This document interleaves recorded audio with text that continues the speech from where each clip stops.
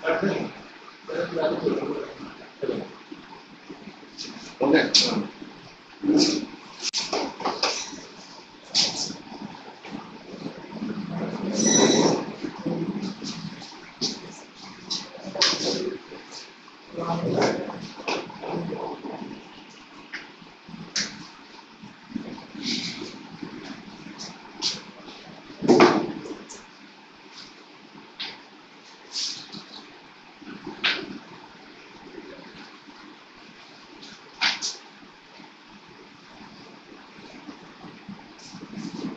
Hello student, very good morning and welcome to online classes.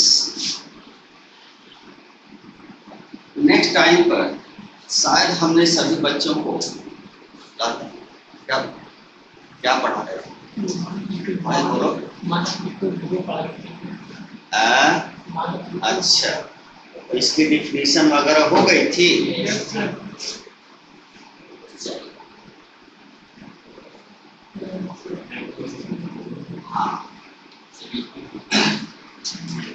Next time पर जरा देखिए, उसके बाद हम आगे बढ़ते हैं।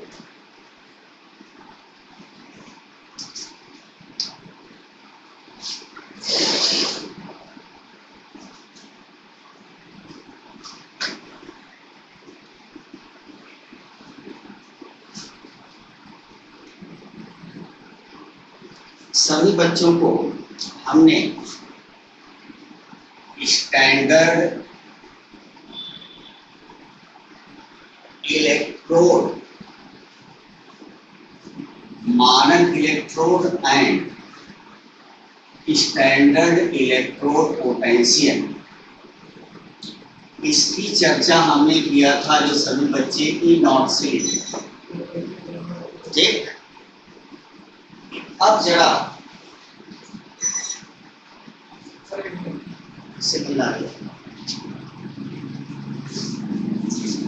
स्टैंडर्ड इलेक्ट्रोड पोटेंशियल हमने सभी बच्चों को बताया था, जो इलेक्ट्रोडों पर इलेक्ट्रोड पोटेंशियल E ये होता है, ये डिपेंड करता है कुछ बातों पर। बोलो कौन कौन सी बात हमने बताया था? चलो, पहले तो नेचर ऑफ मेटल, धातु की प्रकृति कैसी है। दूसरा, नेचर ऑफ इलेक्ट्रोलाइट, विद्युत अपघट्ट कैसा है। ठीक है, स्ट्रॉन्ग है या वीक है। तीसरा हमने आपको बताया था कंसंट्रेशन ऑफ सॉल्यूशन, विलयन की सांद्रता कैसी है। और चौथा हमने, या कोई भी नंबर लिख सकते हो, टेम्परेचर एंड प्रेशर का जिक्र किया। अगर हम कोई इलेक्ट्रोलाइट बनाते हैं, इलेक्ट्रोड बनाते हैं, तो हमने कांच का एक पॉट लेते हैं। हर समय बच्चे लोग कांच के बर्तन में ही लिया जाता है, और इसमें हम एक मेटल की रॉड डाल देते हैं। ये मेटल की एक रॉड है, और उसी का एक्वस सॉल्यूशन, अर्थात मेटल का एक्वस सॉल्यूशन का, मेटल सॉल्ट का एक्वस सॉल्यूशन इसमें भर देते हैं। और तब हम देखते हैं इन इलेक्ट्रोडों पर दो घटनाएं होती हैं, या तो इस पर ऑक्सीडेशन होगा या इस पर रिडक्शन होगा। ये डिपेंड करता है कि मेटल किस प्रकार से है और सॉल्यूशन किस प्रकार से। ठीक है, अब यहाँ पर बच्चे लोग जो देख रहे हैं, जो मेटल की रॉड डालते हैं, तो या तो ऑक्सीडेशन होगा या तो रिडक्शन होगा।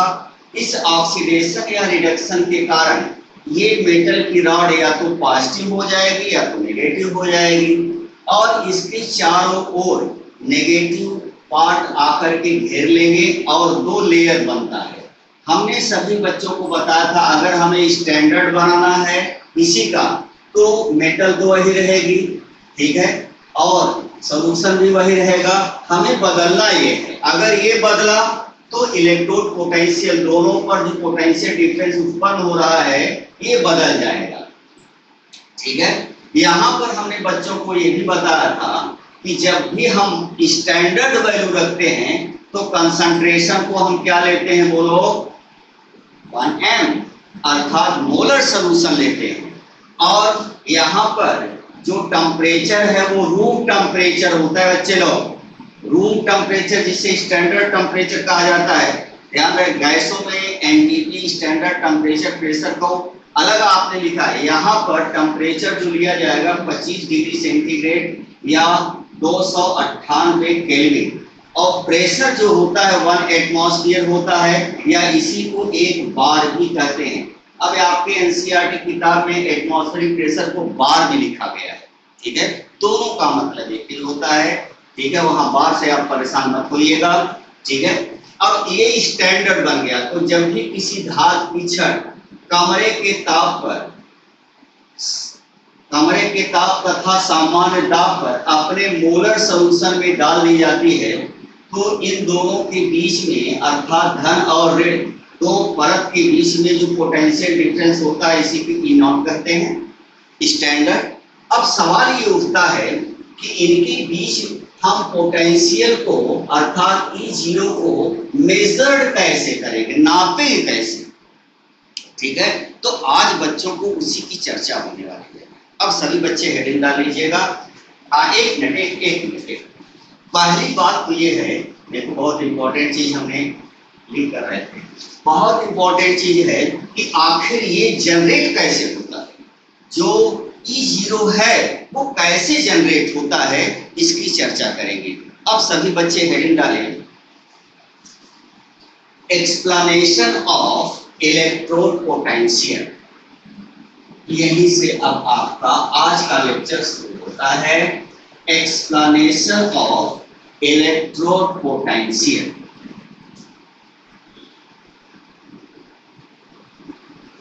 ये इलेक्ट्रोकेमिस्ट्री का लेक्चर नंबर 2 चल रहा है। सभी बच्चों को हमने बताया था पहले उस लेक्चर को ध्यान से देखा करिए। देखो अगर एक बार समझ में नहीं आता है तो दोबारा देखिए, सीरियल से देखिए, पक्का है समझ में आएगा। मान लेते एक बार आपने देखा, आपको 90% आया और फिर 10% या 80% आया, दोबारा देखिए आपको कंफर्म हो जाएगा 100% आएगा। ये सबके साथ होता है, आप ही के साथ नहीं होता, ठीक है। हाँ, अब बच्चे लोग लिख लेंगे एक्सप्लेनेशन ऑफ इलेक्ट्रोड पोटेंशियल। अगर कहीं पर लिखा है तो बार बार लिखने की, पोटेंशियल इलेक्ट्रोड पोटेंशियल लिखने की कोई जरूरत नहीं, ठीक है। सभी बच्चे अब ध्यान दीजिए इधर, ठीक है। अब जरा ध्यान से देखिए, इसका एक्सप्लेनेशन नर्स्ट ने दिया। Nernst,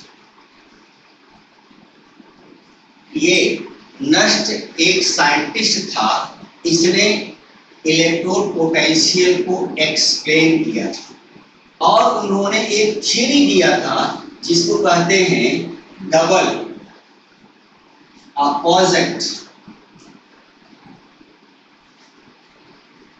charge layer theory. द्वि विपरीत सतह सिद्धांत, हिंदी में से कहते हैं द्वि विपरीत सतह सिद्धांत, आवेशी सिद्धांत, ठीक है। इसका नाम उन्होंने रखा था, इसलिए इसको हिंदी में रूपांतरित करने की कोशिश न करिएगा। अब किसी का नाम सूर्य प्रकाश है तो अंग्रेजी में सनलाइट का होगा नहीं ना, ये तो सिद्धांत है, इसका नाम है, ठीक है। इसलिए तुम इसको जबरदस्ती हिंदी आइएगा नहीं तो लोग हिंदी आते बहुत तेज, ठीक है। हाँ, और उन्होंने किया क्या था जरा देखो, ध्यान से देखिएगा, और इसी पर पूरा इलेक्ट्रोलिसिस का सिद्धांत टिका है बच्चे लोग। इसलिए इस एक्सप्लेनेशन को ध्यान से देखिएगा। हमने पहले एक इलेक्ट्रोड बनाया, अगर हम स्टैंडर्ड इलेक्ट्रोड लेना चाहते हैं तो कंसंट्रेशन को और टेम्परेचर को कांस्टेंट कर देंगे, नहीं तो आप वैसे भी कोई लिख लीजिए। मान लीजिए M कोई मेटल की राड बच्चा डाला, और हो सकता है वो जिंक राड हो, कुछ भी ले सकते हैं आप, और यहाँ उसी के साल्ट का जली विलेन डाल देते हैं तो MSO4 इसका एक्वस सॉल्यूशन आपने डाल दिया, जैसे जिंक सल्फेट आपने डाल दिया। ठीक, अब इस पर दो प्रक्रियाएं होगी, या तो ऑक्सीडेशन होगा या तो रिडक्शन। किसी भी इलेक्ट्रोड पर दो प्रक्रियाएं होती है। ठीक है, एक होता है ऑक्सीडेशन, बच्चे लोग पढ़े होंगे, यूज ऑफ इलेक्ट्रॉन, और दूसरा होता है रिडक्शन, जिसे कहते हैं गेन ऑफ इलेक्ट्रॉन। अब इस पर क्या होता है और ये इलेक्ट्रोड कितने तरह के होते हैं, अभी हम उसकी चर्चा कर रहे हैं। पहले तो ये कैसे डेवलप हो गया इलेक्ट्रोड पोटेंशियल, उसको देख रहे हैं। तो नर्स ने कहा था, जब भी कोई धातु अपने ही किसी साल्ट के एक्वस सॉल्यूशन में डाली जाती है तो इस पर दोनों प्रक्रियाएं होती हैं, अर्थात ये मेटल इलेक्ट्रॉन को त्याग करके आयन के रूप में एक्वस सॉल्यूशन में आएगी। ध्यान रहे बच्चे लोग, इसका मतलब ये निकला कि यहाँ पर जो M धातु है वो M+ के रूप में सॉल्यूशन में आ रही है। देख रहे हो कि नहीं? अब इसके कारण एक प्रेशर क्रिएट हो जाता है, एक दबाव क्रिएट हो जाता है। मतलब यहाँ जब आयन इसमें आते हैं तो यहाँ पर एक दबाव उत्पन्न होगा। सर ने आपको सॉल्यूशन में ऑस्मोटिक प्रेशर वगैरह की चर्चा किया होगा। ठीक है, तो यहाँ पर एक प्रेशर क्रिएट हो। क्यों प्रेशर क्रिएट होता है? क्योंकि ये धातु इस विलयन में आ रही है तो यहाँ का कंसंट्रेशन धीरे धीरे बढ़ रहा है, और इस प्रेशर को हम इलेक्ट्रोलाइटिक प्रेशर के नाम से जानते हैं, या इसी को हम एक और नाम देते हैं सॉल्यूशन प्रेशर। ठीक है, और शॉर्ट में हम इसको एसपी से लिखेंगे। एसपी का मतलब सॉल्यूशन प्रेशर। अगर आपसे कोई पूछे what is meaning of solution pressure और इलेक्ट्रोलाइटिक प्रेशर, तो आपका सीधा जवाब होगा, जब मेटल की रॉड गल करके मतलब आयन के रूप में विलयन में आती है तो विलयन में जो दबाव उत्पन्न होता है उसी को हम क्या कहते हैं, बोलो, इलेक्ट्रोलाइटिक प्रेशर या ऑस्मोटिक प्रेशर। इसके विपरीत क्या होता है, जो M आयन है वो इलेक्ट्रॉन को गेन भी करता है और फिर मेटल में बदलता रहता है। ठीक है, यहाँ पर मेटल, इसका मतलब ये निकला कि कुछ मेटल आयन इलेक्ट्रॉन को गेन करके इस पर भी आते रहेंगे और कुछ मेटल बाहर भी जाती रहेंगी।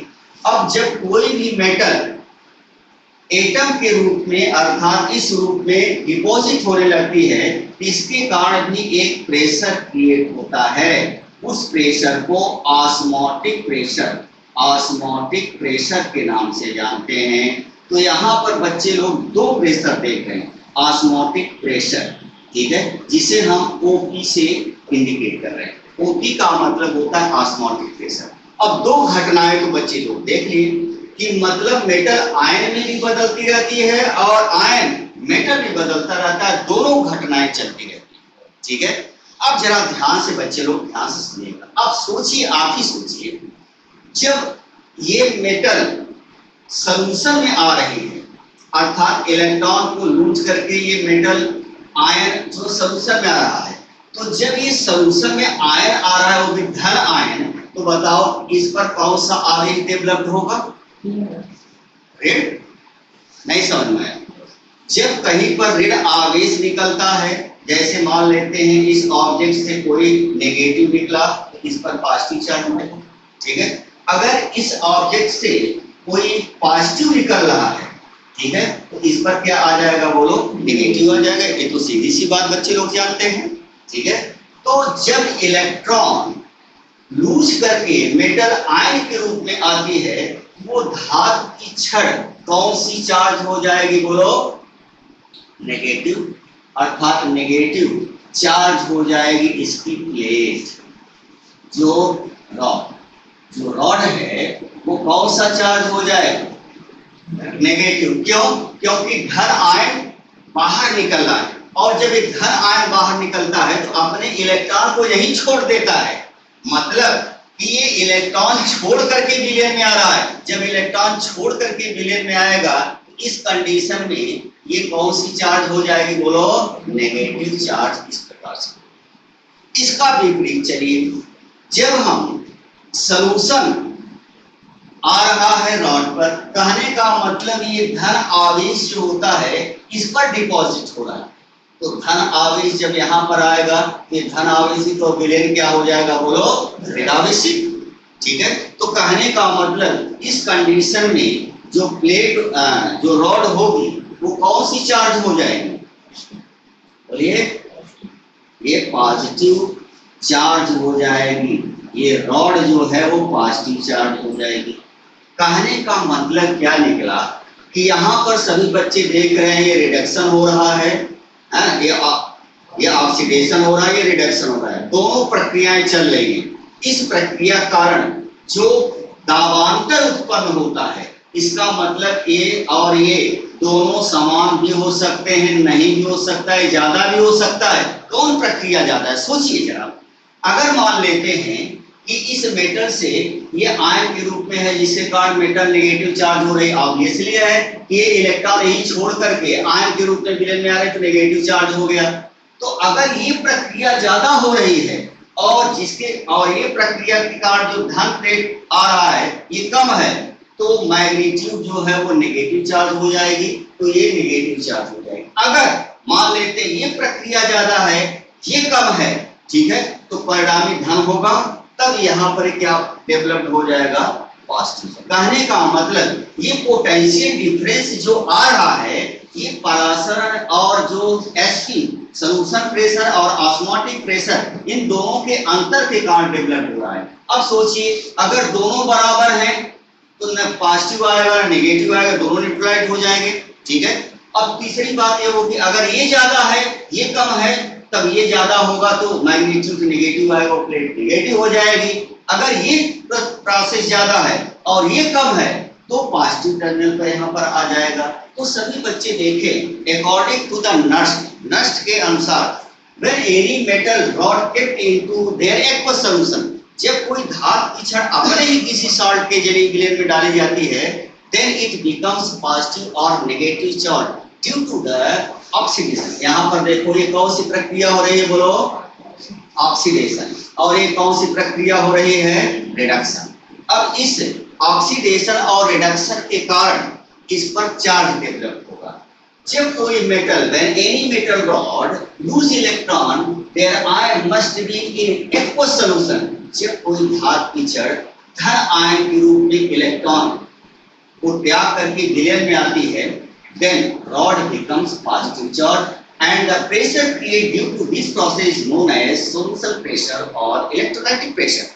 जब कोई धातु की छड़ अपने ही सॉल्ट के जलीय विलेन में आती है तो ये इलेक्ट्रॉन का परित्याग करके ये आयन विलेन में आते हैं, जिसके कारण एक दबाव उत्पन्न होता है जिसे विलयन दाब या विद्युत अपघट्ट दाब भी कहते हैं। ठीक है, और इस प्रक्रिया कारण वो रॉड जो है वो नेगेटिव चार्ज हो जाता है। नष्ट के अनुसार दोनों प्रक्रियाएं होती हैं, अर्थात आयन इलेक्ट्रॉन गेन करके रॉड पर आते रहते हैं।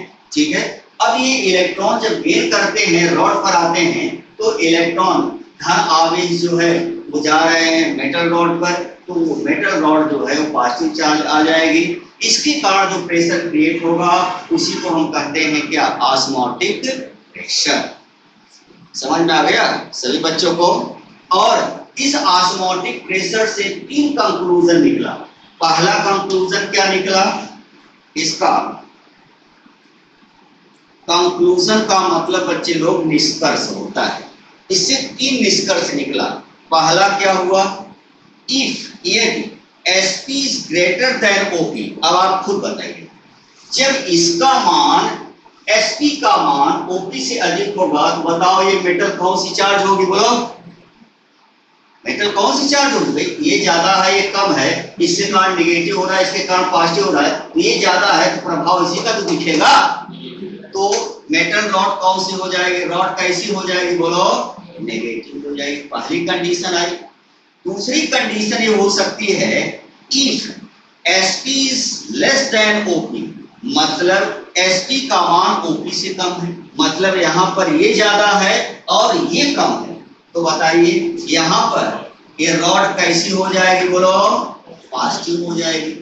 तीसरी कंडीशन ये आ सकती है कि यहाँ पर इफ SP और ओपी दोनों बराबर हो जाएं, तब यहाँ पर no charge developed, no charge at rod, rod पर कोई भी आवेश नहीं आएगा, अर्थात वो सेल्फ ऑफ नहीं करेगा, कोई कुछ ही नहीं।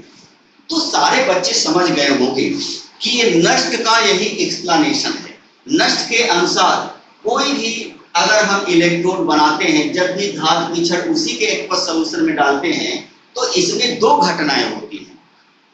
धातु आयन के रूप में विलयन में आती है, जिसके कारण एक दबाव उत्पन्न होता है, जिसे विलयन दाब या एक विद्युत अपघट्ट दाब कहते हैं। इसके कारण वो रॉड नेगेटिव चार्ज हो जाती है। इसके विपरीत आयन जो है इलेक्ट्रॉन गेन करके रॉड पर आते रहते हैं, इसके कारण जो प्रेशर उत्पन्न होता है उसे परासरण दाब कहते हैं। और इस परासरण दाब जब अधिक होने पर इस प्रक्रिया के कारण ये नेगेटिव चार्ज हो जाती है।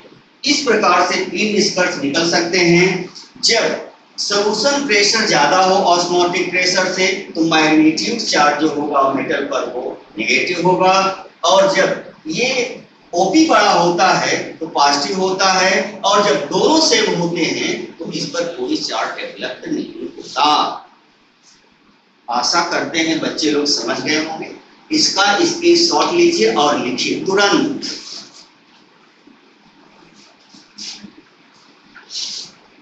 हम हिंदी में बोल दे रहे हैं, ये इलेक्ट्रोलाइटिक प्रेशर या सॉल्यूशन प्रेशर को हिंदी में आप लिख लीजिएगा विद्युत अपघट्ट दाब या विलयन दाब, और ओपी को आप समझ ही रहे हैं परासरण। एक चलिए, अरे आप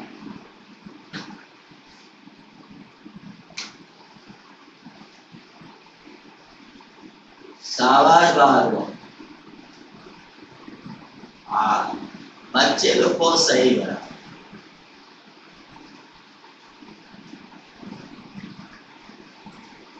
मैग्नीट्यूड का मतलब बच्चे लोग परिणामी होता है, समझ गए सर जी?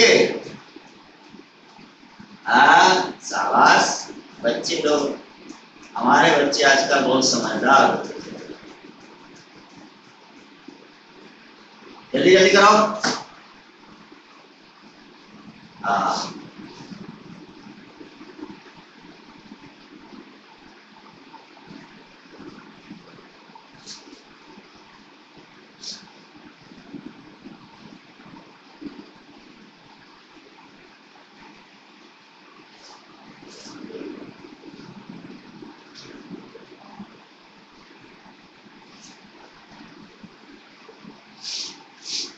हो गया सही बच्चों का?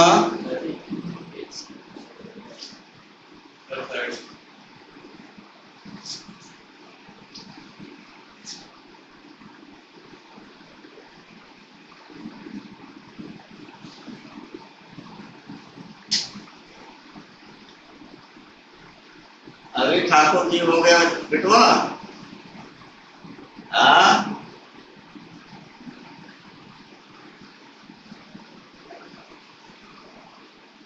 अच्छा, तो लिखना है बेटवा, लिख लो सर। हिंदी बोलिए, हिंदी में बोल रहा है कैसे का, दूसरी भाषा बोल रहा है का? हिंदी में लिखा तो रहे, पहले तो इसको लिखिए। कमाल के बच्चे, हिंदी अंग्रेजी दोनों में झोंक रहे हैं, जो अच्छा लगे लिखो। हो गया सही बच्चों का?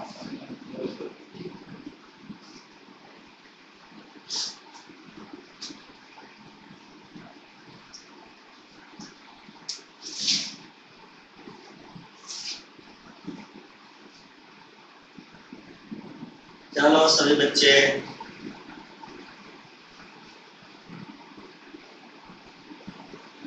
वेरी इंपॉर्टेंट चैप्टर बच्चे लोग, ये सबसे महत्वपूर्ण चैप्टर है, बता दे रहा हूं। अगर इसमें ये सबसे कंफ्यूजन वाला भी चैप्टर है। अगर आप लेक्चर को जब भी बच्चे लोग देखेंगे, हमारा अनुरोध है हर समय पूरा लेक्चर देखिएगा। बच्चे लोग करते क्या, बीच से आते हैं, इसके बाद मैसेज दे देते हैं सर ये नहीं आया, वो नहीं आया, वो नहीं आया। इसका मतलब बच्चा पूरा लेक्चर देखा ही नहीं। और आप सीरियल से देखिए, कोई आपको परेशानी होगी ही नहीं। चलिए, हाँ अब लिख लीजिए। हम अंग्रेजी में लिख रहे हैं, हिंदी में बोल रहे हैं, ठीक है, और दोनों आप लिख लीजिए।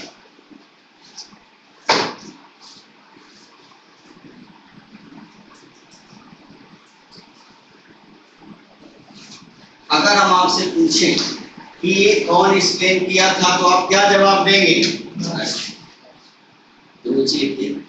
नष्ट के अनुसार, अकॉर्डिंग टू नष्ट, इन एनी इलेक्ट्रोड, किसी इलेक्ट्रोड में, इन एनी इलेक्ट्रोड, किसी भी इलेक्ट्रोड में metal converted into metal ion, धातु आयन के रूप में विलयन में आती है। इन सॉल्यूशन, धातु आयन के रूप में विलयन में आती है। Then a pressure create in solution, pressure create in solution, तो विलयन में एक दाब उत्पन्न हो जाता है, तो विलयन में एक दाब उत्पन्न हो जाता है, called solution pressure.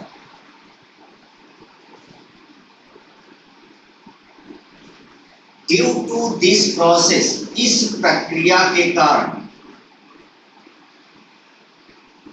Due to this process, इस प्रक्रिया के कारण रॉड बिकम्स नेगेटिव चार्ज, धातु की छड़ ऋण आवेशित हो जाती है, धातु की छड़ ऋण आवेशित हो जाती है। हम फिर से बोल दे रहे हैं बच्चे के जो लिख नहीं पाए हैं, अकॉर्डिंग टू नष्ट, नष्ट के अनुसार किसी इलेक्ट्रोड में धातु आयन के रूप में विलयन में आती है, जिसके कारण एक दाब उत्पन्न होता है, जिसे विलयन दाब कहा जाता है। इसके कारण धातु ऋण आवेशित हो जाती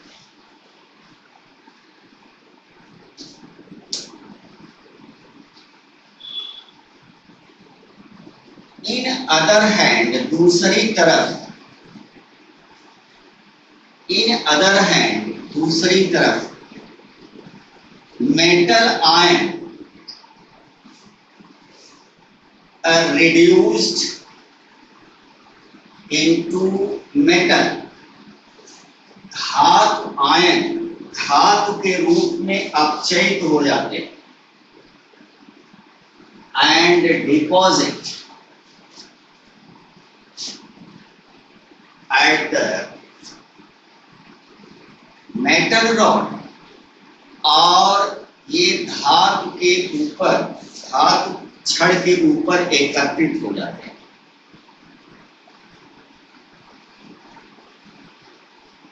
ड्यू टू दिस प्रोसेस, इस प्रक्रिया के कारण प्रेशर क्रिएट इन सॉल्यूशन, विलयन में उत्पन्न दाब,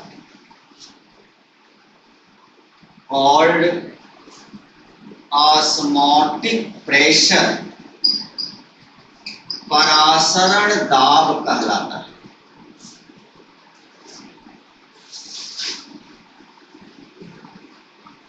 परासरण दाब कहलाता है। फिर से हम बोल रहे हैं, दूसरी तरफ आयन अपचयित होकर धातु के ऊपर एकत्रित होते रहते हैं। इस प्रक्रिया के कारण जो दाब उत्पन्न होता है उसे परासरण दाब कहते हैं। And metal rod becomes positive, और धातु की छड़ धन आवेशित हो जाती है। धातु की छड़ धन आवेशित हो जाती है।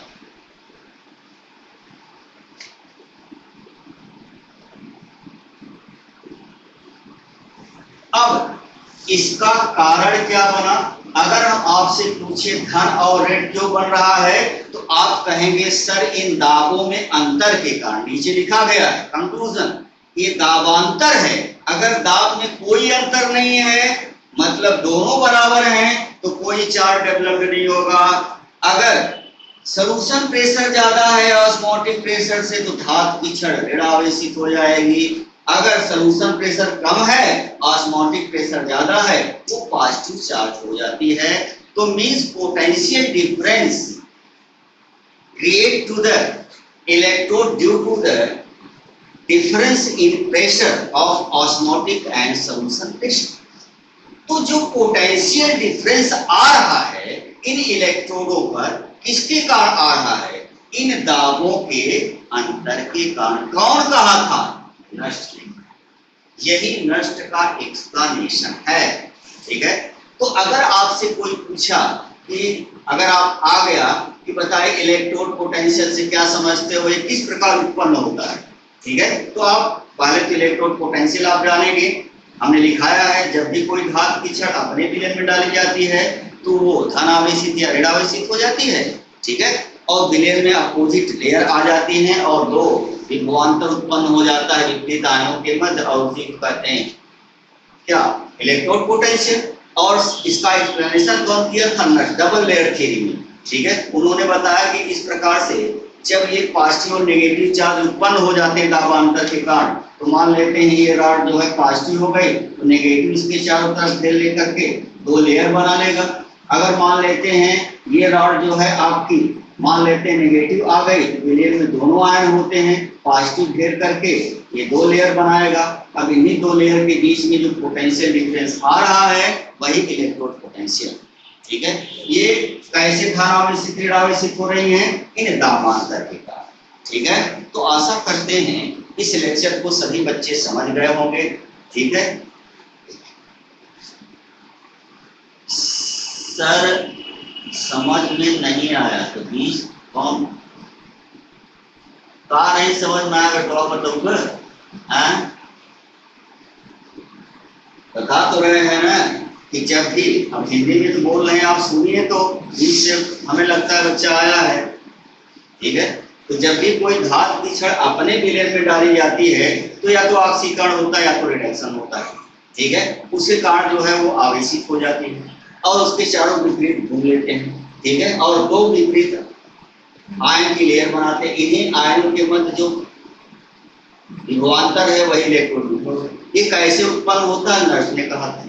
नष्ट ने कहा था कि विलयन धातु आयन में आती रहती हैं, जो धातु है वो आयन के रूप में विलयन में आती है और ये फिर इस रॉड पर भी जाती रहती, मतलब दोनों प्रक्रियाएं शुरू रहती है। जो प्रक्रिया ज्यादा होगी उसी का मैग्नीट्यूड आ जाता है।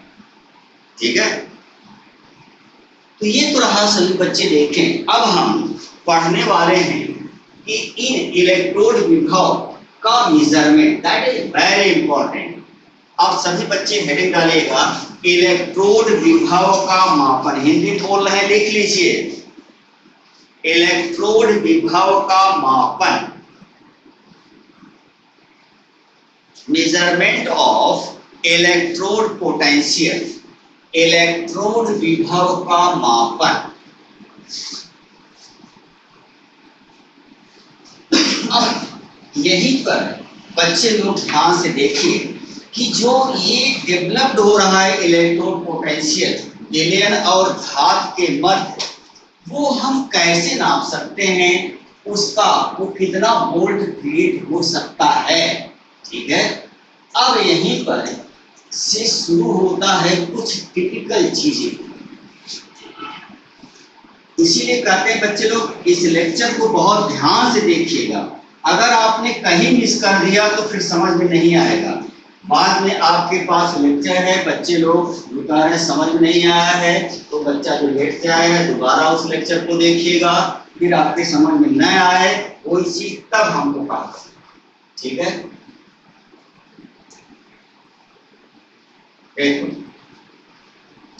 अब जरा ध्यान से सुनिएगा, ये मेजरमेंट हेडिंग डाल लीजिएगा, इलेक्ट्रोड विभव का मापन, मेजरमेंट ऑफ ई। हम यहां पर स्टैंडर्ड इलेक्ट्रोड पोटेंशियल को नापेंगे ई नॉट, अर्थात हम किसी का स्टैंडर्ड इलेक्ट्रोड बनाएंगे और फिर उसका मेजरमेंट हम करेंगे। अब ध्यान से बच्चे लोग देखिएगा, देखो किसी सिंगल इलेक्ट्रोड का अकेले इलेक्ट्रोड पोटेंशियल मापन संभव है ही नहीं। ठीक है, ये किसी के रिस्पेक्ट में नापा जाता है। अगर हम आपसे कहें ये लाइन बड़ी है छोटी है तो आप क्या कहेंगे? कुछ बोलेंगे ही नहीं। क्यों? क्योंकि इसके बगल में अगर हम बड़ी लाइन खींच दिए तो ये इतनी छोटी हो गई, और इसके बगल में ए हमने बी से रिलेटेड किया ए, ठीक है, इसी का हमें मेजरमेंट करना है, इससे हम रिलेटेड किया तो ये लाइन जो है इससे छोटी है। अगर हमने सी से इसका कंप्रोमाइज किया तो आप देखेंगे, कंपेयर किया तो आप देखेंगे ये इतनी इससे बड़ी। तो कहने का मतलब ये बड़ी भी हो सकती है और छोटी भी हो सकती है।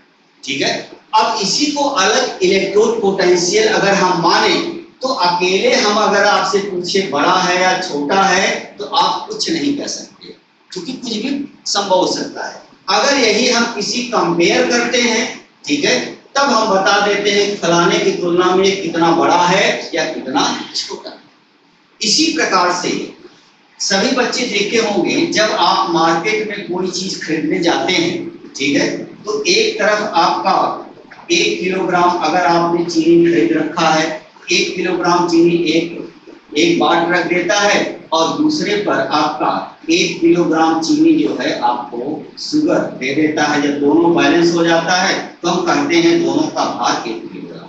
ठीक है, अब सवाल ये उठता है, हमने ये 1 किलोग्राम मानक मान लिया, अगर हम इसकी तुलना अलग अलग चीजों से करते हैं तो इसका अमाउंट अलग अलग आएगा। इसीलिए साइंटिस्ट ने इस चीज को एक मानक मान लिया कि 1 किलोग्राम बस इतना ही होगा। इरिडियम प्लेटिनम का जो इस धातु है उसका जो वेट इन्होंने मान लिया है 1 किलोग्राम, ये माना, हमने मान लिया है। ठीक है, अब जो वैज्ञानिक ने मान लिया है उसी को सबका पालन करना होता है।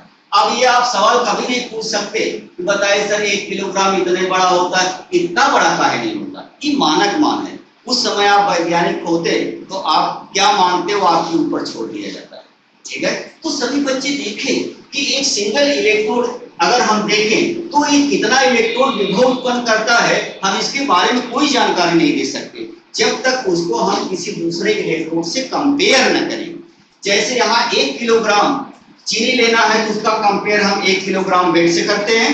ठीक है, और ये मानक है। अब ऐसा तो है नहीं कि हर मोहल्ले में किलोग्राम अलग अलग होता है। हाँ, हमारे मोहल्ले में इतना बड़ा है, तुम चीनी खरीदने के लिए हमारे मोहल्ले में आओगे, ठीक है, और तुम्हारे मोहल्ले में इतने बड़ा 1 किलोग्राम है तो कोई जाएगा ही नहीं। ठीक है, इसीलिए वैज्ञानिकों ने सब अपना अपना न माने, इसीलिए उन्होंने मान के दिया कि हम मान लेते हैं इतना है, सभी लोग इतना मानेंगे, और ये मानक वैल्यू है, स्टैंडर्ड वैल्यू है। इसीलिए किसी इलेक्ट्रोड का इलेक्ट्रोड पोटेंशियल को मापने के लिए इन्होंने जो है एक स्टैंडर्ड वैल्यू की आवश्यकता पड़ी, एक स्टैंडर्ड इलेक्ट्रोड की आवश्यकता पड़ी, जिसे कहते हैं सी। सी के बिना कुछ नहीं हो सकता।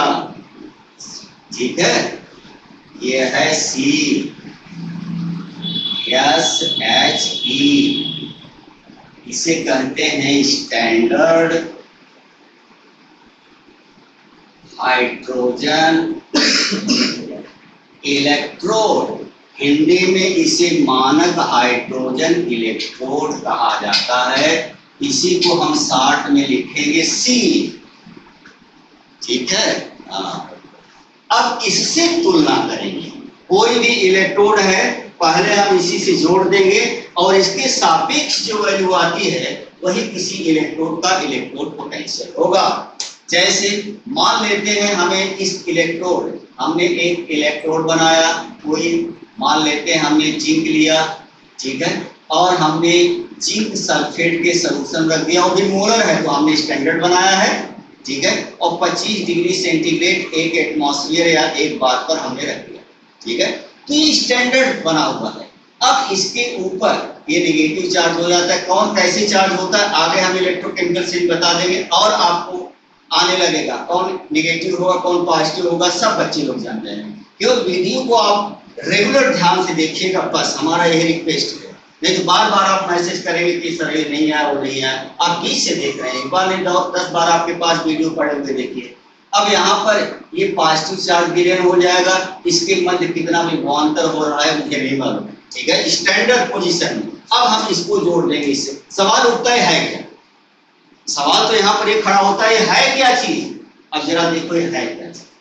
यहाँ पर एक इस प्रकार से कांच का एक बर्तन होता है, हमने ले लिया, और इस कांच के बर्तन में हमें कोई भी एक एसिड लेना है। यहाँ पर हमने एच आयन या कोई एसिड हमने ले लिया, अम्ल, और वो जैसे HCl ले लिया, उसका 1 m लिया मोलर सॉल्यूशन, चूंकि स्टैंडर्ड हर समय मोलर में बनाया जाता है, सभी बच्चे जानते हैं। अब सवाल यहाँ पर उठता है कि हाइड्रोजन इलेक्ट्रोड बनाने के लिए हमें हाइड्रोजन गैस को इसी के सॉल्यूशन अर्थात H आयन अम्ल के विलय में प्रवाहित करना पड़ेगा। हमने इलेक्ट्रोड तो यही पढ़ाया था, जब भी कोई धातु अपने ही साल्ट के जलीय विलय में डूबी है। अब हाइड्रोजन अगर वो एलिमेंट है, वो गैस अवस्था में है, तो अपना उसका सॉल्यूशन क्या होगा? कोई एसिड का होगा। सवाल यहाँ पर एक खड़ा होता है कि आखिर हम इस गैस को उस विलय में डुबोए कैसे? तो निकल जाएगी, जैसे डुबोए झट निकल गई। इसीलिए हमें एक और बर्तन लेना पड़ता है, ठीक है, और एक कांच का दूसरा बर्तन होता है, बच्चे लोग देखते हैं इस प्रकार से, और इसमें नीचे जो है एक प्लेटिनम कोटेड इलेक्ट्रोड होता है। ये प्लेटिनम होता है बच्चे, प्लेटिनम की ये प्रॉपर्टी बच्चों को पढ़ाया गया होगा, ये एडजॉर्ब कर लेता है, एडजॉर्ब हाइड्रोजन गैस, ये हाइड्रोजन गैस को एडजॉर्ब कर लेता है। एक बुलबुले के रूप में जो ज्यादा से ज्यादा मात्रा ऑब्जॉर्ब कर लेगा, थोड़ा सा जाएगा, ठीक है, और यहाँ पर हमने इस प्रकार से कोई एक तार निकाल लेते हैं, ठीक है, मान लेते हैं कॉपर का वायर हमने निकाल लिया, ठीक है, और यहाँ से हम हाइड्रोजन गैस प्रवाहित करते हैं, हाइड्रोजन गैस को भेजते हैं, और 1 एटमॉस्फेयर या 1 बार, मतलब 1 वायुमंडलीय दाब पर हम हाइड्रोजन गैस भेजते हैं। ये प्लेटिनम जो होता है ये हाइड्रोजन गैस को एब्जॉर्ब कर लेता है और इसके विलयन में H आयन उपस्थित है, अर्थात ये इसी का जलीय विलयन है। तो हाइड्रोजन गैस अपने ही H आयन के सॉल्यूशन में डुबो दी गई है, मतलब ये H आयन क्या है बोलो? अम्ल है, एसिड, ठीक है। अब यहाँ पर जो बच्चे लोग देख रहे हैं, यहाँ पर ये आपका बन गया C, ठीक है। अब सवाल ये उठता है इसमें होगा क्या? जरा देखो, इसमें ये होता है कि जो हाइड्रोजन आयन है ये 2 इलेक्ट्रॉन गेन करके ये हाइड्रोजन गैस में कन्वर्ट हो सकता है। ये गेन किया है तो हमने यहाँ पर रिडक्शन लिया, ठीक है। ये हो सकता है कि ये हाइड्रोजन गैस 2 इलेक्ट्रॉन लूज करके H आयन के रूप में आ गए, तो यहाँ पर हमने ऑक्सीडेशन लिखा है। तो इसके कारण जो विभवांतर उत्पन्न होता है इसे कहते हैं ये रिडक्शन पोटेंशियल, इसे हम रिडक्शन पोटेंशियल कहते हैं, E0 रिडक्शन ऐसे, या R रिडक्शन पोटेंशियल, और इसके कारण जो उत्पन्न होता है वो E0 ऑक्सीडेशन पोटेंशियल है।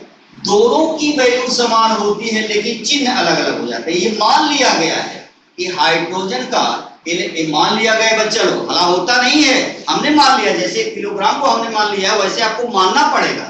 यहाँ पर इसका जो E0 प्राप्त होता है स्टैंडर्ड कंडीशन में हाइड्रोजन गैस का, ठीक है, ये प्राप्त होता है 0.00 वोल्ट, अर्थात ये स्टैंडर्ड वैल्यू मान लिया, 0 वोल्ट मान लिया गया, ठीक है।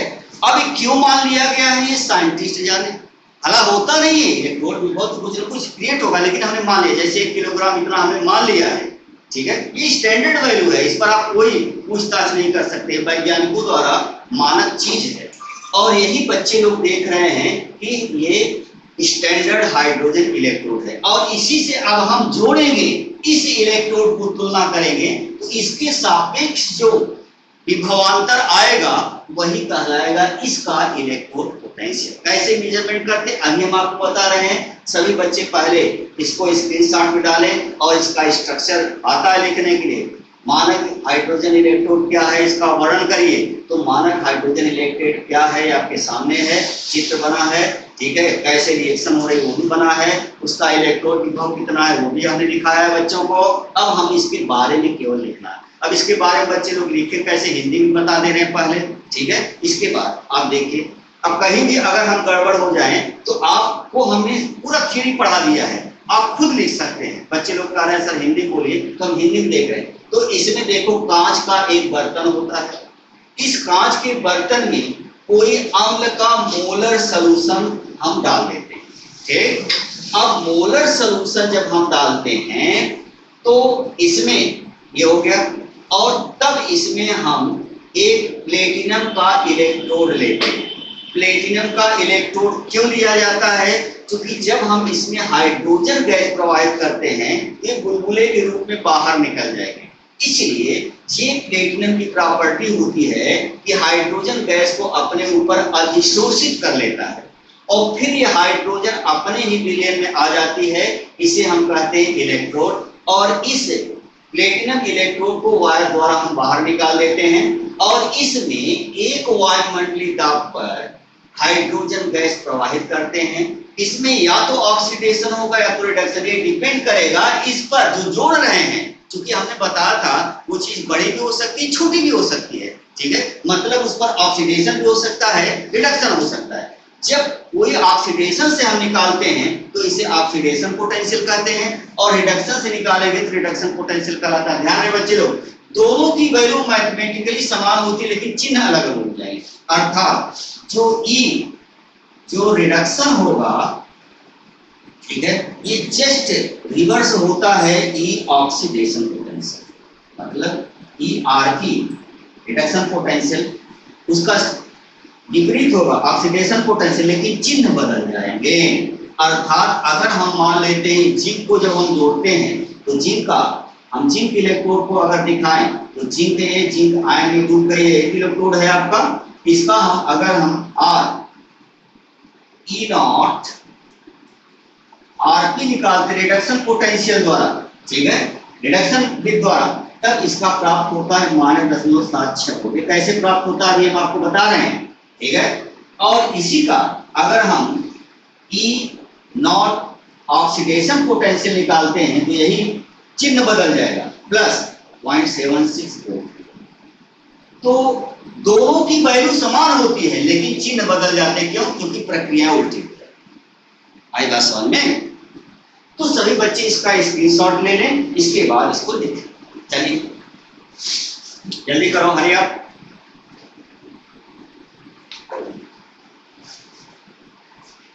सभी बच्चे जल्दी करें।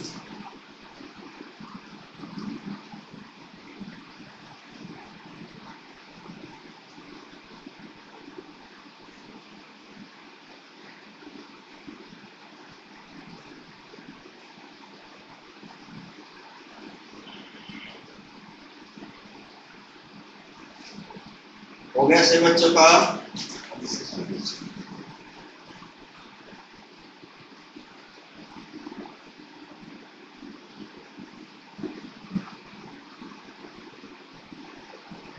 इसका हम मेजरमेंट करेंगे, ठीक है। इसका ई नॉट कितना है, इसको हम मेजरमेंट करेंगे। पहले मेजरमेंट करने के लिए हम इससे जोड़ेंगे, क्या होता है ये सब आपको लिखना है।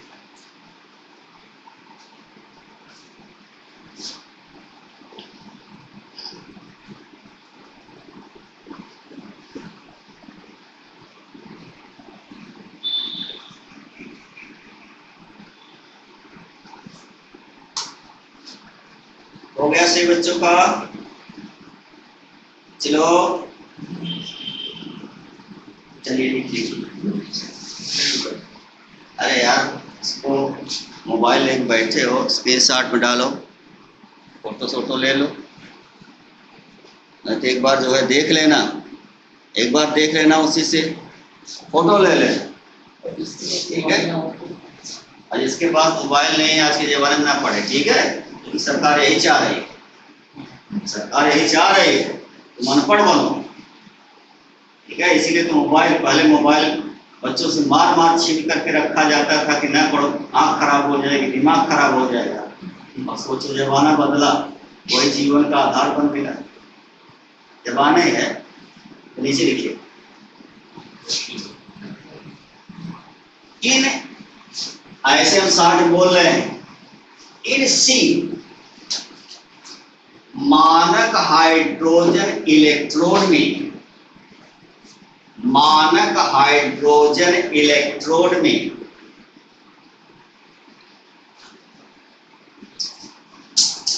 मानक हाइड्रोजन इलेक्ट्रोड में molar solution of acid kept in a glass pot,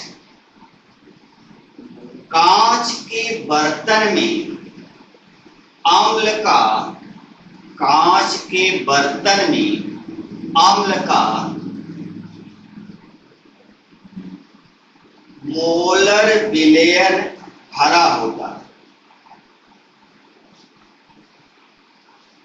molar विलयन भरा होता है।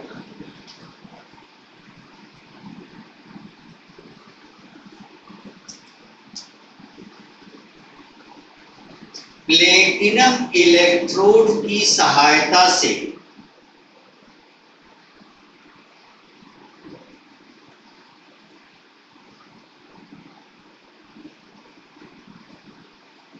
एक वायुमंडलीय दाब पर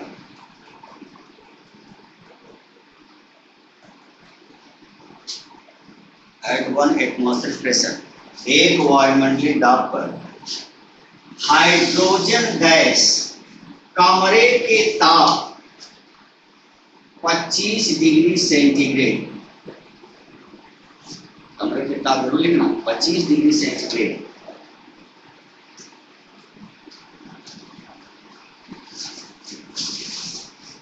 पर प्रवाहित की जाती है।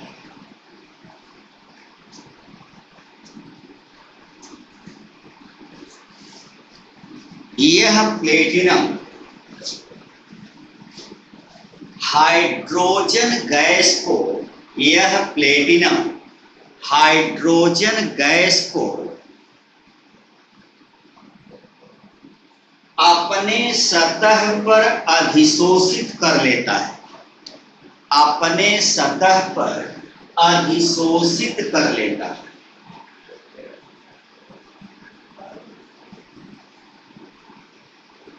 अतः हाइड्रोजन गैस, अतः हाइड्रोजन गैस अपने ही विलयन कोष्ठक में H आयन, हाइड्रोजन गैस अपने ही विलयन कोष्ठक में H आयन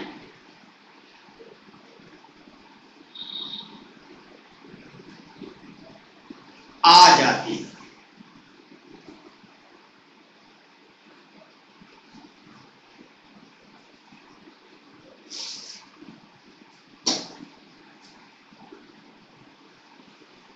ऐसे लिखना, हाइड्रोजन तथा H आयन के मध्य, ऐसे हाइड्रोजन तथा H आयन के मध्य उत्पन्न हाइड्रोजन तथा H आयन के मध्य उत्पन्न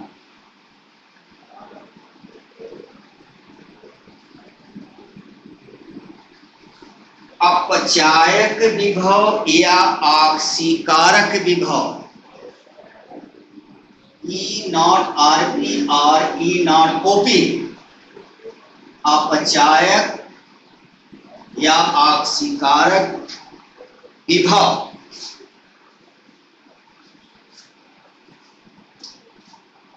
0.00 वोल्ट मान लिया गया है। 0.00 वोल्ट मान लिया गया है।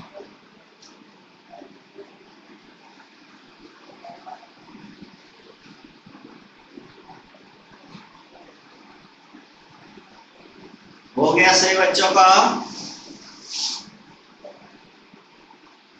पैराग्राफ चेंज करके लिखना। इसी मानक हाइड्रोजन इलेक्ट्रोड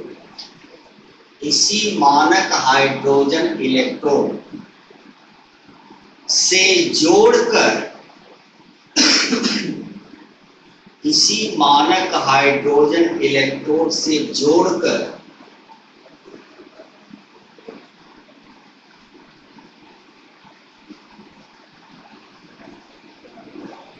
अन्य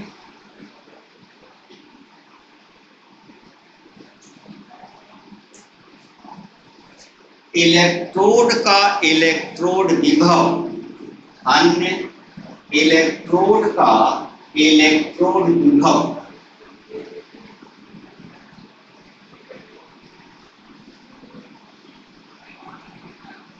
निकाला जाता है। देखो अब इसको हम लेफ्ट साइड में लिखते हैं, जिसका निकालना है हम उसको राइट साइड में जोड़ करके निकाल देते हैं। अब कैसे निकालते हैं जरा बच्चे लोग देखें। जैसे हमें इसी का निकालना, जो बच्चे लोग देख रहे हैं जिंक इलेक्ट्रोड, और ये जिंक का हमने स्टैंडर्ड इलेक्ट्रोड बनाया है, ठीक है। ये जिंक का हमने स्टैंडर्ड इलेक्ट्रोड बनाया है और इसी से हम जोड़ेंगे हाइड्रोजन। तो इसको हर समय लेफ्ट साइड में इसका जोड़ना होता है, उसको राइट साइड में लिख करके हम जोड़। तो यहाँ पर बच्चे लोग देखें किस प्रकार से हम इसको, ये आपका हाइड्रोजन इलेक्ट्रोड है, अभी अभी बच्चे लोग पढ़े, ठीक है। और यहाँ 1 एटमॉस्फेयर पर हम हाइड्रोजन गैस प्रवाहित कर रहे हैं 1 atm पर, और हमने इसको 1 mH आयन के सॉल्यूशन में डुबो दिया है, बन गया आपका। और जिसका निकालना होता है इसको हम दाहिने तरफ रख देते हैं इस प्रकार से, और हमारे पास मान लेते हैं जिंक का निकालें, जिंक का, तो जिंक सल्फेट हम सॉल्यूशन लेते हैं, इसको 1 मोलर पर हम निकालते हैं। और इस सिस्टम का टेम्परेचर जो है हर समय वही रहता है 25 डिग्री सेंटीग्रेड, इसका भी 25 डिग्री सेंटीग्रेड, ठीक है। अब इसको और इसके पोटेंशियल को हम इसी गैल्वेनोमीटर से जोड़ देते हैं। गैल्वेनोमीटर की प्रॉपर्टी होती बच्चे लोग, यहाँ पर 0 होता है, मान लेते इधर आता है तो ये नेगेटिव है और इधर जाता है तो ये पॉजिटिव है। मतलब ये दिशा को भी दिखाता है कि करंट किस दिशा में जा रही है, और कितना विभवांतर आ रहा है वो भी दिखा देता है। अगर डिफ्लेक्शन इधर आ रहा है तो हम कहेंगे प्लस इलेक्ट्रोड पोटेंशियल आ रहा है, और इधर जा रहा है तो हम कहेंगे ऋण आर जा रहा है, ठीक है। तो यहाँ पर बच्चे लोग देखें, और इसको हम इस सॉल्यूशन को सर्किट करने के लिए आगे हम अभी बच्चों को बताएंगे, एक सॉल्ट ब्रिज से जोड़ देते हैं। ये सॉल्ट ब्रिज है, क्या होता है अभी हम आपको बताएंगे। ये सॉल्ट ब्रिज है, मीटर, ये सॉल्ट सिंक जिसे कहते हैं, जो इस सर्किट को कंप्लीट करता है, ठीक है। ये सर्किट को कंप्लीट करेगा। और यहाँ पर सभी बच्चे देख रहे हैं कि ये जो है हर समय नेगेटिव है, और नेगेटिव में ये क्या होता है बोलो, एनोड। क्योंकि हम आपको बताएंगे कि गैल्वेनिक सेल में नेगेटिव प्लेट को एनोड कहा जाता है, ठीक है। और यहाँ पर एक पॉजिटिव होगा जिसे हम कहेंगे क्या बोलो, कैथोड। अभी इसकी हम साइन कन्वर्जन आपको बताएंगे गैल्वेनिक सेल में। केवल अभी हम आपको मेजरमेंट पढ़ रहे हैं, जैसे बच्चे लोग शॉर्ट भी नहीं समझना है कोई बात नहीं, अभी हम आपको बताएंगे। और यहाँ पर एनोड कैथोड कैसे हो गया प्लस माइनस कोई बात नहीं, अभी हम आपको बताएंगे। केवल इतना जानिए कि एनोड जो होता है गैल्वेनिक सेल, जिससे हम इलेक्ट्रिसिटी ले रहे हैं, करंट बह रही है, वो हर समय नेगेटिव प्लेट होता है, कैथोड हर समय जो है पॉजिटिव। विद्युत अवघटनी सेल में इसका उल्टा हो जाएगा, ठीक है, ध्यान रहे इस चीज का। अब बच्चे लोग बताइए कि यहाँ पर जो हाइड्रोजन है, ये हाइड्रोजन है, ये जिंक है, ये जिंक है। बताओ जिंक जो होती है, ये 2 इलेक्ट्रॉन, जो कि इस पर है एनोड है, तो इस पर सभी बच्चे जानते हैं ऑक्सीडेशन होगा। ऑक्सीडेशन का मतलब क्या होता है, इलेक्ट्रॉन का। तो ये 2 इलेक्ट्रॉन लूज करता है और किस में बदल जाता है बोलो, जिंक सॉल्यूशन, ठीक है। और इसका जो E0 प्राप्त है वो मान आता है -0.76 वोल्ट। और यहाँ पर तो बच्चे लोग देख ही रहे हैं, अब 2 इलेक्ट्रॉन लेगा तो 2 इलेक्ट्रॉन, 2 हाइड्रोजन आयन 2 इलेक्ट्रॉन लेकर के हाइड्रोजन गैस में बदल जाएगा। यहाँ पर ऑक्सीडेशन हो रहा है, यहाँ पर क्या हो रहा है बोलो, रिडक्शन। ये कैथोड है, कैथोड पर रिडक्शन होता है, रिडक्शन का मतलब बिना इलेक्ट्रॉन होता है। और इसका E0 सभी बच्चे अभी देखे हैं कितना होता है, 0.04, ठीक है। अब इसके सापेक्ष में गैल्वेनोमीटर में जो विक्षेप आएगा इस तरफ आ रहा है, इस तरफ, तो इसी से डायरेक्ट हम पढ़ लेते हैं जिसके सापेक्ष इसका इलेक्ट्रॉन विभव मालूम हो गया, क्योंकि इसका 0 होता ही है। अब इसका जो आएगा वही इस सेल का इलेक्ट्रॉन विभव होगा इसका, और ये आपका आता है -0.76, ठीक है। अगर इसे हमने रिडक्शन पोटेंशियल से निकाला है, ठीक है। अगर बच्चा लोग ऑक्सीडेशन पोटेंशियल से निकालेंगे, इसका उल्टा करेंगे, तो यहाँ पर एक पॉजिटिव साइन आ जाएगा। क्योंकि अभी हमने बताया कि दोनों की वैल्यू सेम होती है। अगर रिडक्शन के द्वारा आप निकालते हैं तो रिडक्शन पोटेंशियल होगा। और आपके कोर्स में रिडक्शन पोटेंशियल दिया गया है IUPAC सिस्टम में, और ये अमेरिकन सिस्टम है, इसको हम नहीं पढ़ते, ध्यान रहे बच्चे। ये अमेरिकन सिस्टम है, इसका उपयोग हम नहीं करते, उपयोग हम केवल इसी का करते हैं, ठीक है। अब इसके सापेक्ष बच्चे लोग देख रहे हैं कि इस जो जिंक है, इसके मध्य जो नेगेटिव प्लेट है ये, अब इसके ऊपर पॉजिटिव है, जिसके बीच में जो विभवांतर उत्पन्न हो रहा था डायरेक्ट हम गैल्वेनोमीटर से पढ़ लेते कितना, और इधर है तो माइनस है और इधर होगा तो प्लस होगा, तो प्लस और माइनस दोनों का। अब किसी का भी निकालना है तो बच्चे लोग यहाँ पर जोड़ देंगे। कॉपर का निकालना है, कॉपर इलेक्ट्रोड को जोड़ दो। जिंक का निकालना है, जिंक का जोड़ दो। और आयरन का निकालना है, आयरन का जोड़ दो, ठीक है। अगर हम इसी से हम निकालते हैं कि कॉपर इलेक्ट्रोड का, स्टैंडर्ड कॉपर इलेक्ट्रोड का इलेक्ट्रोड पोटेंशियल क्या होगा, तो हम करें क्या, अगर हम आपसे कहें कॉपर स्टैंडर्ड इलेक्ट्रोड को कैसे नापेंगे, इसका E0 कैसे मापते हैं, तो पहले हम इसका कॉपर है, कॉपर सल्फेट के सॉल्यूशन में वो देते हैं, वो भी मोलर है और 25 डिग्री सेंटीग्रेड होती है, बन गया। जब इससे हम जोड़ेंगे तब इसका जो E0 आता है वो भी रिडक्शन पोटेंशियल हम लिख रहे हैं RP, इसकी वैल्यू आती है -10 प्लस 10.34, इतना वोल्ट आती है। अगर इसी को हम E जो है ऑक्सीडेशन मेथड से निकालते हैं, oxidation potential OP, oxidation potential अगर हम निकालें तो यही मान जो है इसका 3.4। अभी जो बच्चे लोग वैल्यू देख रहे हैं दोनों वैल्यू बराबर है, लेकिन ये IUPAC द्वारा है और ये इसको हम नहीं पढ़ते हैं, अमेरिकन सिस्टम है। जब भी आपका लेक्चर आएगा, पेपर में कोई भी क्वेश्चन आएगा, हर समय रिडक्शन पोटेंशियल ही दिया रहेगा, ऑक्सीडेशन पोटेंशियल नहीं। समझ में आया? तो यहाँ पर बच्चे लोग देख रहे हैं, किसी का भी निकालना है इससे जोड़ लेते हैं, और जोड़ने के बाद जो गैल्वेनोमीटर वैल्यू आती है वही इसका इलेक्ट्रोडों पर जो विभवांतर उत्पन्न हो रहा है वही है। तो यहाँ पर E0 का मतलब स्टैंडर्ड कंडीशन बता है। E0 का मतलब जहां जहां E0 लगा स्टैंडर्ड, ठीक है।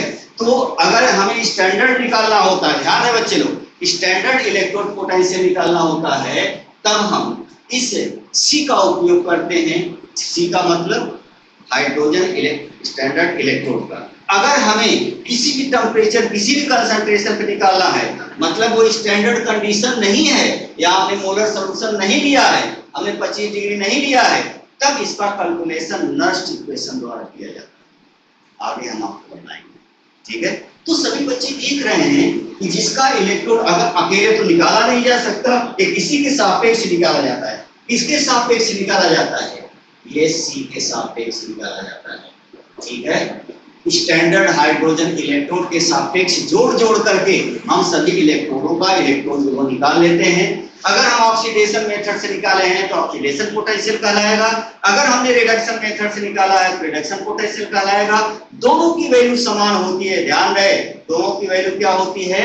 सेम सेम होती है, लेकिन साइन बदल जाती है, ठीक है। और इसी के कारण जो है, अब हमारे पास जितने भी एलिमेंट है, ज्यादा से ज्यादा एलिमेंट का हम इलेक्ट्रोड पोटेंशियल निकाल लेते हैं। अब सोचिए, जब ज्यादा से ज्यादा इलेक्ट्रोड पोटेंशियल निकाल लेंगे तो इसको बढ़ते या घटते क्रम में लिखेंगे तो श्रेणी बन जाती है, और वही श्रेणी तो आपका विद्युत रासायनिक श्रेणी कहलाती है, जो इसी पर आधारित होती है, ध्यान रहे, जो इसी पर बेस्ड होती है, ठीक है। तो सभी बच्चे इसको इसके शॉर्ट में डाल लें, इसमें कुछ लिखना नहीं है, ठीक है, इसके शॉर्ट में डाल लें, इसके बाद आगे बढ़े। चलिए आइए हम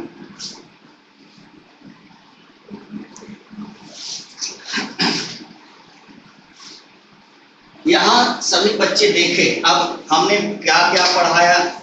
हमने आपको इलेक्ट्रोड पढ़ाया, इलेक्ट्रोड विभव पढ़ाया, मानक इलेक्ट्रोड पढ़ाया, मानक इलेक्ट्रोड विभव पढ़ाया।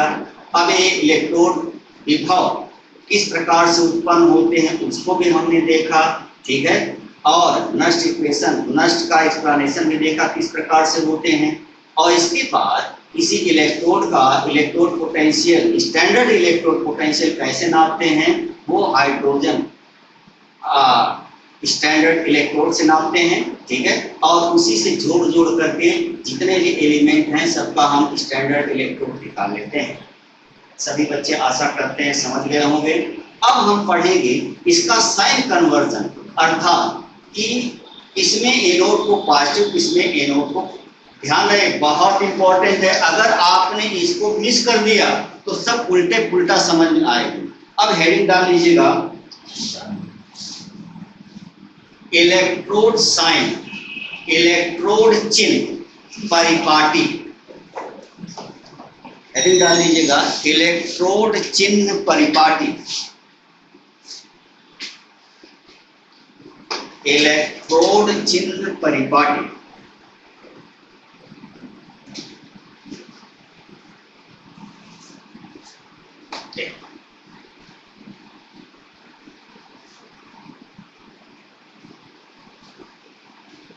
इसके बाद अब हम शुरू करने जाएंगे, इसके बाद कार्बनिक सेल कैसे होती है, इनकी रचना क्या होती है, ठीक है। और फिर इलेक्ट्रोलाइटिक सेल पढ़ेंगे, फिर दोनों में अंतर क्या होता है, फिर हम कंडक्टिविटी पर आएंगे। जरा देखो बच्चे लोग, हम पहले एनोड, एनोड लिख रहे हैं, ये एनोड है और आपका ये कैथोड, ठीक है। हर समय बच्चे लोग चाहे किसी भी सेल में, हर समय एनोड वो होता है जिस पर ऑक्सीडेशन होता है, अर्थात किसी भी प्लेट, चाहे वो इलेक्ट्रोलाइटिक सेल हो चाहे गैल्वेनिक सेल हो, कोई भी सेल हो, एनोड हम उसको कहते हैं जिस पर ऑक्सीडेशन होता है। ऑक्सीडेशन का मतलब क्या होता है? Of electron. तो किसी भी एनोड वो होता है किसी भी सेल का, किसी भी सेल का, ठीक है, जिस पर ऑक्सीडेशन होता है। ऑक्सीडेशन का मतलब क्या होता है? इलेक्ट्रॉन का परित्याग, ठीक है। और रिडक्शन वो होता है, कैथोड वो होता है जिस पर रिडक्शन होता है, रिडक्शन अपचयन होता है। अपचयन का मतलब क्या होता है बोलो? गेन ऑफ इलेक्ट्रॉन, अर्थात किसी इलेक्ट्रॉन पर जब अब किसी प्लेट पर अपचयन हो रहा है तो हम कहेंगे वो कैथोड हो चाहे जिसका हो, चाहे इलेक्ट्रोलाइटिक सेल हो चाहे गैल्वेनिक सेल हो। अगर किसी पर ऑक्सीडेशन हो रहा है तो उसे हम कहेंगे एनोड। अब जरा देखो, जो इलेक्ट्रोलाइटिक सेल होती है, इलेक्ट्रोलाइटिक सेल सभी बच्चे पढ़े हैं। इलेक्ट्रोलाइटिक सेल ऐसी सेल होती है जिसमें electrical energy converted into the chemical energy, विद्युत ऊर्जा को रासायनिक ऊर्जा बदलता है। यहाँ पर पॉजिटिव जो रॉड होगी, प्लेट, उसे हम एनोड कहेंगे, और यहाँ पर जो नेगेटिव होगी उसे हम क्या कहेंगे, कैथोड। ठीक है, ये एनोड है इसका और ये कैथोड है। अगर आपने गैल्वेनिक सेल लिया है, गैल्वेनिक सेल बच्चा लोग लिया है, तो गैल्वेनिक सेल एक प्रकार की ऐसी सेल होती है जिसमें केमिकल एनर्जी कन्वर्टेड होती है इलेक्ट्रिकल एनर्जी में। क्योंकि ये उल्टा प्रोसेस हो रहा है, अतः इसका नेगेटिव प्लेट जो है वो एनोड होगा, अभी हमने देखा, और जो पॉजिटिव प्लेट होगा वो क्या होगा, वो कैथोड। तो सभी बच्चे देख रहे हैं एनोड पॉजिटिव भी हो सकता है, नेगेटिव हो सकता है। अब इस प्रकार की सेल बच्चा लिया है, लेकिन कोई भी होगा, चाहे पॉजिटिव हो चाहे नेगेटिव हो, हर समय उस पर ऑक्सीडेशन ही होगा। अगर ये कोई भी होगा, चाहे पॉजिटिव या नेगेटिव, हर समय इस पर रिडक्शन ही होगा। ठीक है, तो आपने देखा कोई भी सेल ले लीजिए, चाहे वो इलेक्ट्रोलाइटिक सेल हो चाहे गैल्वेनिक सेल हो, हर समय जिस पर ऑक्सीडेशन हुआ तुरंत आंख बंद करके बताइए ये जो है एनोड है। जिस पर रिडक्शन हो रहा है तुरंत आंख बंद करके बताइए क्या है, बोलो। ठीक है, गैल्वेनिक सेल में गैल्वेनिक सेल जो होता है उसमें एनोड नेगेटिव होता है और कैथोड पॉजिटिव होता है। इसको याद रखिएगा, बार बार लिखेंगे। ठीक है, और जो इलेक्ट्रोलाइटिक सेल होता है वो हर समय पॉजिटिव टर्मिनल होता है और ये नेगेटिव टर्मिनल जो है वो कैथोड। ठीक है, तो सभी बच्चे इसको स्क्रीनशॉट में डालें, बहुत इंपॉर्टेंट है इसकी चिन्ह पर पढ़ने। चुकी अगर आपने इसको उल्टा पुल्टा किया तो सब फार्मूले जो हम आपको डिराइव करेंगे सब उल्टे ही आएंगे। एग्जाम में भी आएगा तो उलट के लिखो तो पहले ही नजर आएगा, नहीं लिखोगे। ठीक है, जो मना करते हैं वही करते हैं। हो गया सही बच्चों का, यस और नो?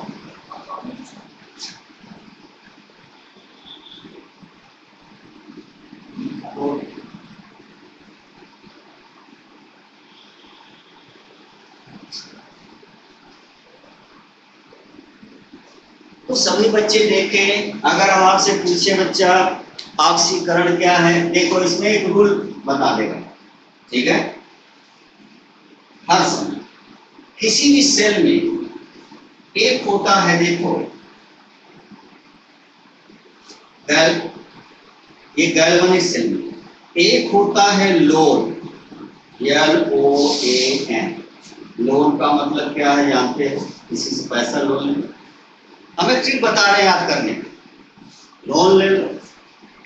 तो यहाँ L का मतलब है, L का मतलब है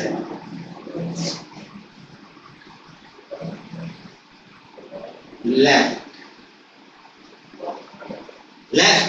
हर समय लेफ्ट। O का मतलब होता है ऑक्सीडेशन, और जिस पर ऑक्सीडेशन होता है A का मतलब है एनोड, और उसमें हर समय ये नेगेटिव चार्ज, नेगेटिव। ये लोन है, लोन को हर समय लेफ्ट में लिखेंगे बच्चे लोग, ध्यान रखें, इससे शब्द को याद रखिएगा, लोन। ठीक है, दूसरा इसका उल्टा हो जाएगा। अब दूसरा क्या होगा, राइट में रहेगा, उस पर रिडक्शन होगा, वो कैथोड होगा, वो पॉजिटिव होगा, बस खत्म। एक याद करिए, दूसरा अपने आप को समझ में बात आई। और गैल्वेनिक सेल में एक देख लो, देखो हम आजकल तो जमाना है, जरा ध्यान से सुनेगा, मजेदार चीज है, इसी चीजों को याद रखिएगा अच्छे ढंग से आपको आएगा। अब देखो हम कहते हैं फलाने पिए हैं, दारू पिए, मान लिया पी के आते हो या कोई पड़ोसी पी के आता है तो गाना बहुत गाता है, ओए ओए करता है, बाद में ओले ओले चिल्लाता है। ठीक है, ये इसी का घटना बता रहा है। पी का मतलब होता है पॉजिटिव, पी करके ओए ओए चिल्लाता है, फिर ओले ओले चिल्लाता है। ठीक है, पी का मतलब पॉजिटिव, ए का मतलब एनोड, O का मतलब होता है ऑक्सीडेशन जिस पर होता है। A का मतलब क्या होगा? A का मतलब पॉजिटिव, एनोड का है। और यहाँ OA का मतलब है ऑक्सीडेशन, हर समय एनोड पर होता है। ओले ओले का मतलब ऑक्सीडेशन पता है। O का मतलब होता है लूज, इसका मतलब होता है लूज। L का मतलब होता है, O का मतलब होता है ऑक्सीडेशन, ऑक्सीडेशन का मतलब लूज ऑफ इलेक्ट्रॉन।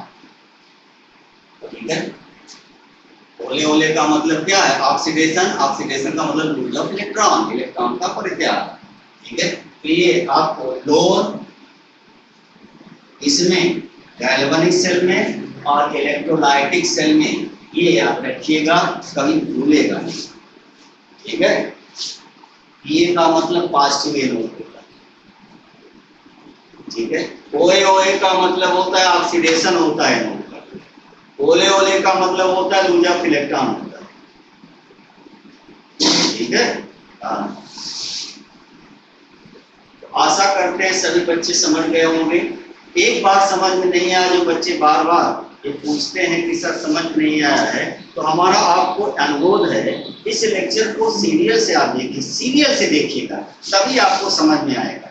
क्योंकि हम कोई चीज बताते हैं तो उसका बेस आगे रहता है। ठीक है, अब बच्चे लोग ऐसे ही चले आते हैं कि बीच में बताइए सर ये क्या हो गया, तो थोड़ा ताज्जुब होता है कि बच्चा पूरे वीडियो को देखा है नहीं।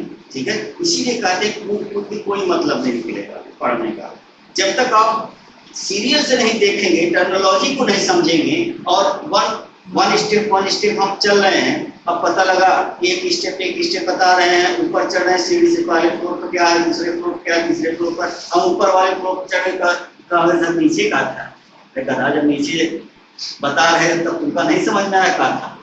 ठीक है, तो आज की मुलाकात बच्चे लोग यहीं तक। नेक्स्ट टाइम पर आपको हम इलेक्ट्रोलाइटिक सेल बच्चों को पढ़ाएंगे, गैल्वेनिक सेल, उसकी रचना, उसका ईएमएफ कैसे निकालते हैं, उस पर न्यूमेरिकल बच्चों को करवाएंगे। लेकिन आज की मुलाकात यहीं तक है।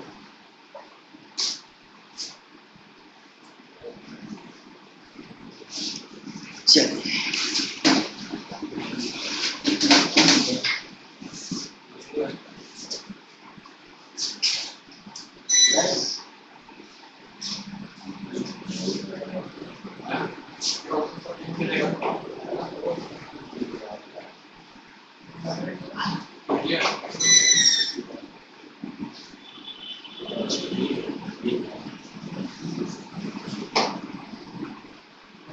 Yeah.